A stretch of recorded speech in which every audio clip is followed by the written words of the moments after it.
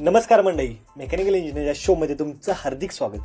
आज आपण एक नवीन विषय घेऊन आलो आहोत, ज्याचं नाव आहे मी 10वीचा निकाल आणि ज्योतिषी. तर चला सुरू करूया आपल्या पत्रिका बघायला.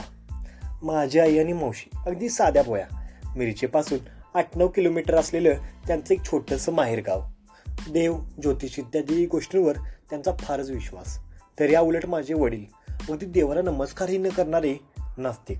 अशा वातावरणात मी गरज पडेल तसं देवावर विश्वास ठेवू लागलो.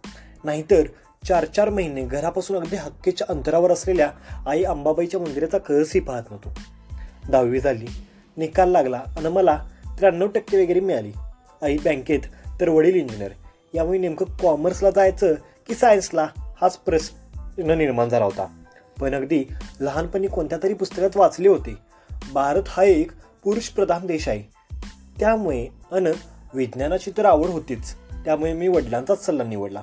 आजही पुस्तकात तीच ओळ शिकवली जाते की नाही माहीत नाही, पण नव्या पिढीला आपण पुरुषप्रधानच शिकवत राहिलो तर भारतीय महिलांचे हक्क, स्वातंत्र्य वगैरे गोष्टी लांबच राहतील. असो, शेवटी विज्ञान शाखेला प्रवेश घेतला. पण आईला कोणी सांगितले काय माहिती. त्याची पत्रिका ज्योतिषाला दाखवा आणि विचारा कोणती शाखा घेऊ देते.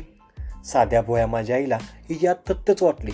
तिने माझी पत्रिका घेऊन मावशीला सांगितले आणि वडील नास्तिक असल्याने मलाही न सांगता दोघींचा ज्योतिषाकडे जाण्याचा प्लॅन ठरला. जूनचा शेवटचा आठवडा असेल बहुतेक. पावसाची उघडझाप सुरू होती. आम्ही अपार्टमेंटमधील मित्रमंडळी फुटबॉल खेळण्यात दंग होतो. तोपर्यंत त्या दोघी जाताना दिसल्या.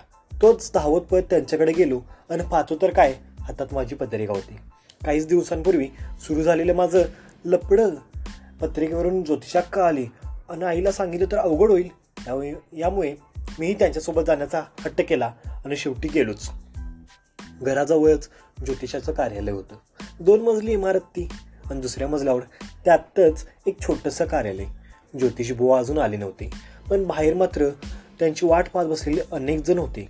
काही वेळातच बुवा आले आणि तोच सर्वजण नमस्कार करू लागले. 4-5 जणांनंतर आमचा नंबर आला. मीही अगदी आत्मविश्वासाने त्यांना नमस्कार करून 10वीचे मार्क वगैरे सांगून पेढे दिले. पेढे खात खात ते म्हणाले, याची कुंडली पाहता हा काही विज्ञान शाखेचा विद्यार्थी वाटत नाही. याने वाणिज्य शाखेत जावे, याला विज्ञान शाखा झेपणारच नाही. हे शब्द ऐकून माझ्या पायाखालची जमीनच सरकली. मला तर विज्ञान शाखेलाच जायचं होतं आणि हा बाबा असं बोलला. घरी आल्यावर वडिलांना किस्सा सांगितल्यावर त्यांनी एकच सल्ला दिला, बाय, कोणत्याही आणि कशाही परिस्थितीत असताना आपल्या ध्येयापर्यंत जो पोहोचतो तोच यशस्वी होतो. शेवटी तुझा निर्णय आहे, कोणताही घे, आम्हा सर्वांना मान्यच असेल. पुढे दुसऱ्या एका ज्योतिषाला पत्रिका दाखवली. तो तर म्हणाला, हा मुलगा तर मेकॅनिकल इंजिनियर होण्यासाठीच जन्मला आहे. असा माझा ज्योतिषाचा अनुभव. तुमचाही अनुभव असेल तर कमेंट करून नक्की सांगा आणि एपिसोड कसा वाटला तेही सांगा. आवडल्यास नक्की लाईक करा. तुमच्या मित्रमंडळींनाही सांगा. धन्यवाद.